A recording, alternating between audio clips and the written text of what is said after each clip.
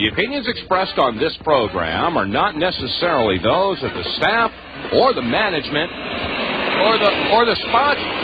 The sponsors. The sponsors of the.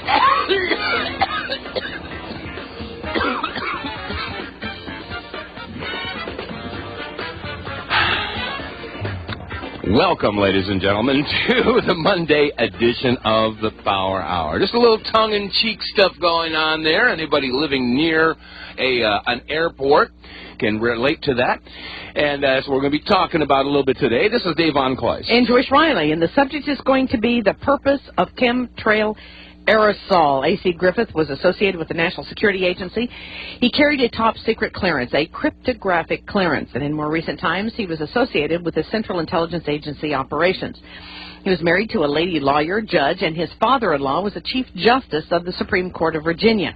He is with us today, and we want to say thank you very much, A.C. Griffith, for joining us to talk about the purpose of chemtrail aerosol. Thank you, sir, for joining us on the Power Hour today. Thank you, Joyce. It's indeed a pleasure to be with you today.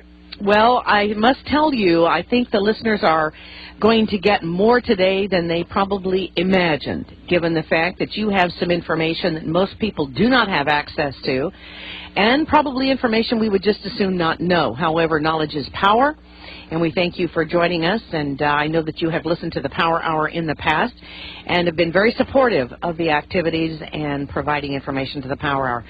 Let's talk just as much as you want to talk about what your past experience was all about, sir. I spent a couple days making talking points to make a guide map of how to present this to you. It is such a big topic. It's very difficult to know where to grab it to begin. Several years ago, I got a telephone call from Mike Blair at the Spotlight newspaper in Washington, now called the American Free Press. He asked me to help work with him on the story of the white trails coming out of the airplanes. And time has gone by. I guess that was 8 or 9 years ago. We actually got inside the program. We're the only people in the world that actually got inside of that program. When you say you got inside that program, the aerosol program, the chemtrail program, you're talking about information on the inside of this program. I'm talking about actually getting inside the program at Wright-Patterson Air Force Base where it's being managed. Wow. And we actually got into some of the people that were dissatisfied from within the program, and they divulged a lot of the acronyms and the purpose of the program and so on. And that's the only way that anybody could ever have broken the secrecy of this program. Okay. We know that people have died over this program. People have been hit to keep them quiet. And we know that other things have happened to keep people in this program. One of the key people that designed the aerosol, the barium salt aerosol, was set up by people in the Reagan administration, and he's now sitting in federal penitentiary. They still go to him to ask him questions, but yet he is in the prison. That is a little unnerving, isn't it? Yes, it is, absolutely. That the man that designed the barium salt aerosol is sitting in a prison. Well, it would sort of make sense. Now, before we go any further, let's just define what you believe to be the aerosol crime issue. I mean, just what is this aerosol that we're discussing? I mean, it comes out of aircraft, we believe, or we know, and that is the basis of a program that is set up to not do good to this country, but probably do harm. Now, I remember we had a couple of people on the program recently. You contacted me after that, and you said, Joyce, some of the information was accurate, some of it was inaccurate. But what we do know is there's something in the skies that should not be there.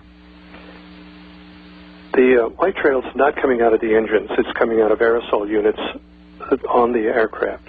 In the very beginning, the early days, the aircraft were flying relatively low, 10,000 feet or below, and they were developing the program. They were mostly contract aircraft, mostly CIA aircraft. Now the program has been expanded, and commercial airliners have been outfitted with aerosol units that are controlled through computer systems and satellites to dispense a barium salt mixture. It's a mixture of barium salt, not coming out of the engine. It's coming out of aerosols.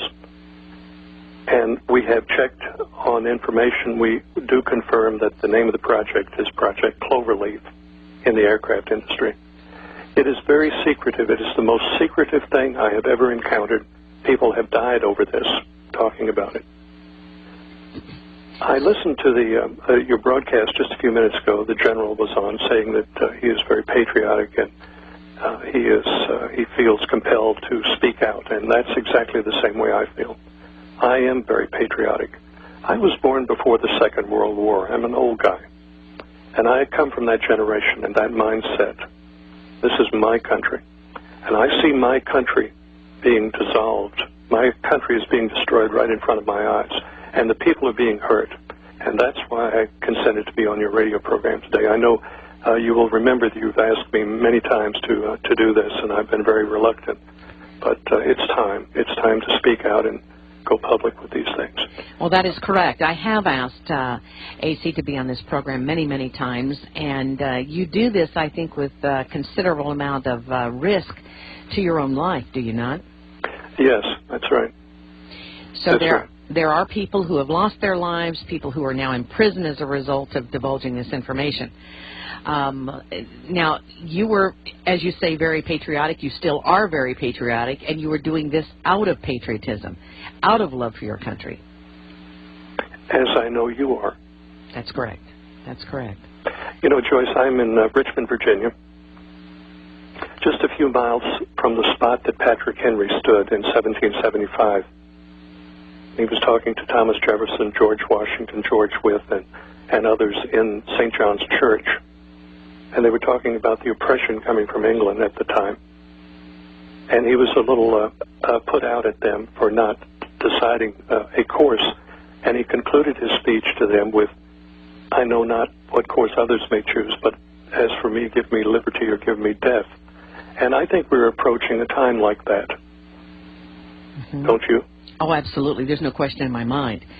I talked with you about a discussion I had with a military member who admitted to me, well, first of all, he did not believe that there was such a program. However, he was stationed at one of the bases where I knew some of the operations were taking place on this aerosol clouding or aerosol dispersion or whatever you want to call it. And I had him go to the person who we knew was in charge at that base at that time. And he did, in fact, confirm that the person that admitted to some of the information that we're about to talk about here, or that some of the information regarding this program. And he was so disillusioned when I talked with this military officer. He said, "I am leaving the military, Joyce. I did not believe you when you told me about Gulf War illness." And then he said, "I became ill. Then I found out the doxycycline was true. And then now I have found out about this spraying issue." And he said, "I can no longer serve the military." Well, let's talk about this subject of what the aerosol program is and how you were able to obtain this information. First, Joyce, if you will allow me, let me paint a picture, a time picture. At first, you may think it's not related, but you will see that it is related. So if you will indulge me just a minute, let me go back to the Kennedy assassination. Do you remember Jim Garrison in New Orleans, the DA down there, fingered 27 people as being part of the plot to kill the president? Mm-hmm. Carlos Marcello was the major drug dealer in New Orleans, and his people were involved. Now, one of the people associated was a man named Barry Seals. He was a drug dealer and later a CIA operative. The FBI report on Carlos Marcello, the big drug dealer and underworld character, the FBI report said he made his money selling tomatoes and real estate, and that was the FBI evaluation of the #1 drug dealer. Now, remember Barry Seals. Now, fast forward to the Watergate break-in in 1972. Now, I was at the Watergate. The CIA had a rather large international operation there under a corporate name. Then they had other foundations under that and so on. By the way, did you know the Catholic Church built the Watergate complex as a real estate investment?